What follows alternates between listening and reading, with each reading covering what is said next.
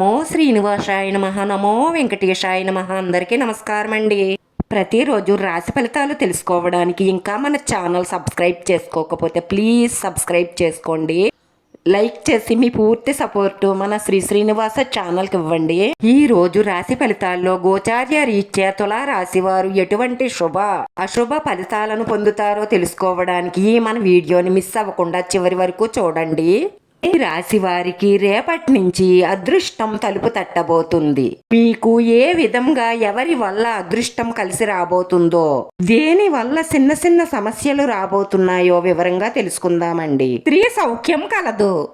ఈ అదృష్టం ఈ రాశి వారికి ఎలా తలుపులు తట్టబోతుందో తెలుసుకోవడానికి మన ఈ వీడియోని మిస్ అవ్వకుండా చివరి వరకు చూడండి.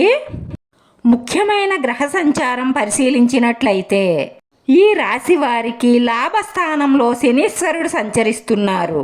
దానివల్ల ఈ రాశి వారికి అఖండమైన శుభ ఫలితాలను శనీశ్వరుడు ఇవ్వబోతున్నారు. అలాగే గురుడు జన్మరాశిలో సంచరించడం కారణంగా చక్కటి శుభ ఫలితాలను ఈ రాశివారు పొందబోతున్నారు. రాహువు జన్మరాశిలో, కేతువు సప్తమ రాశిలో సంచరించడం జరుగుతుంది. మనకున్న 12 రాశుల్లో కల్లా అత్యంత అదృష్టవంతమైన రాశిగా ఈ రాశి వారే అని చెప్పడంలో ఎటువంటి సందేహం లేదు.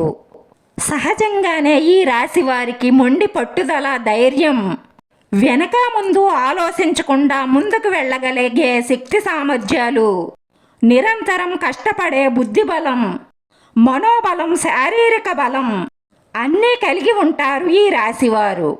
అటువంటి ఈ రాశి వారికి వచ్చే నెలంతా కూడా చాలా అనుకూలమైన ఫలితాలను ఇస్తుంది.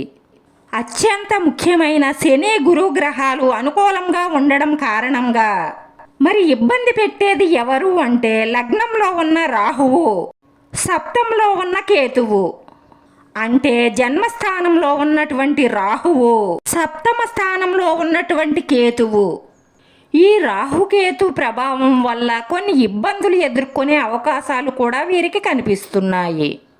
మీకు ఈ నెలలో ఎంత అనుకూలమైన పరిస్థితులు ఉన్నప్పటికీ కూడా ఈ గ్రహాల వల్ల మీరు చేసే పనుల్లో కొన్ని ఆటంకాలు ఏర్పడడం, అంటే అన్నీ బాగున్నా కానీ కొన్ని సమయాల్లో మనం ఏమీ చెయ్యలేని పరిస్థితుల్లో ఉండిపోవడం, కొన్ని సందర్భాలలో అనవసరమైన గొడవల్లో సిక్కుకోవడం, అంతా బాగుండి బాగానే సాగిపోతున్నప్పటికీ ఈ రాశివారు క్షణిక ఆవేశంలో, కోపంతో మొండి పట్టుదలకు పోయి ధన నష్టాన్ని కలగజేసుకుంటారు. ఇటువంటి పరిణామాలన్నిటినీ కూడా రాహుకేతువులు ఇవ్వడం జరుగుతుంది. కాబట్టి ఈ 2 గ్రహాల నుంచి తప్పించుకుంటే మిగిలిన గ్రహాల స్థితులన్నీ కూడా అనుకూలంగా ఉండడం వల్ల ఈ నెలంతా కూడా ఈ రాశి వారికి తిరిగే లేదు.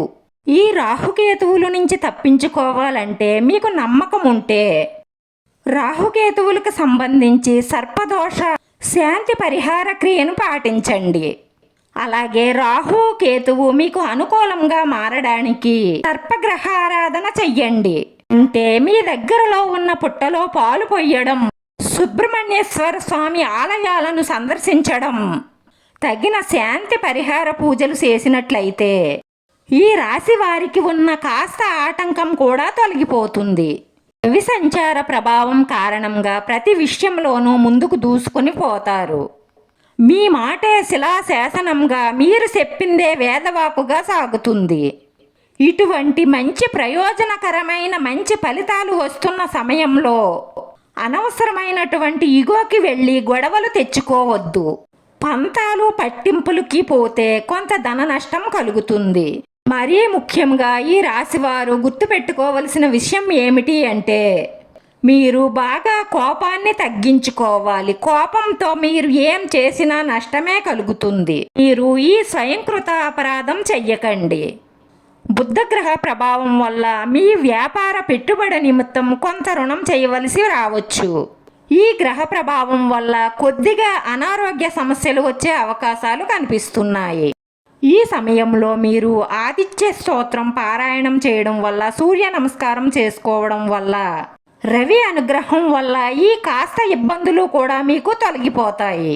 శుక్ర సంచార కారణంగా మీ తోబుట్టువుల నుంచి మీకు అవసరమైన సహాయ సహకారాలు అందుతాయి.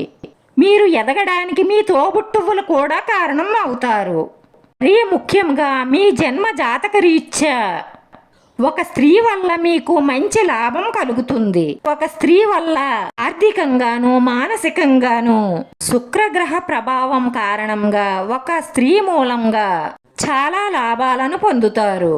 స్త్రీ అంటే మీ తల్లిగారు కావచ్చు, మీ భార్య కావచ్చు, స్నేహితురాలు కావచ్చు, ప్రేమికురాలు కూడా కావచ్చు, మీ తోడబుట్టినటువంటి అక్కా చెల్లెళ్ళు కావచ్చు, అలాగే ఈ నెలలో పరిచయమైన ఒక ఫ్రెండ్ కూడా కావచ్చు.